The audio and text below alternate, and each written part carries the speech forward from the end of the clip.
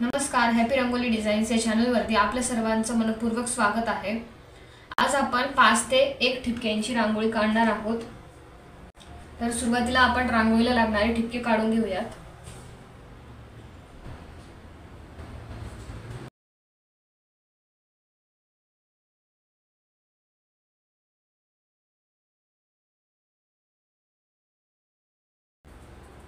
तर अशा पद्धतीने आपण ठिपके काढून घेतलेले आहे। हे ठिपके मधोमध नाही घ्यायचे, तर 5 3 1 ह्या पद्धतीने आपण काढलेले आहेत। आता ह्यानंतर याच्यामध्ये मी एक फुलाचा आकार तयार करून घेते।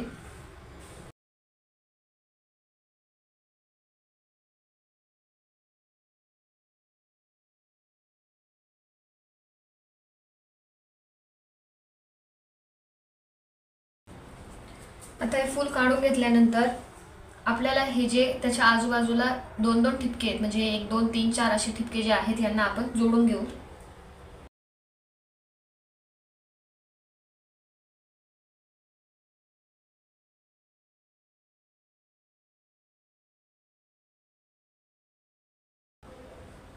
आता ह्यानंतर आपल्याला इकडे 1 2 3 4 हे जे 4 टोकाचे ठिपके उरलेले आहेत तिकडे आपण कळ्या काढून घेऊ।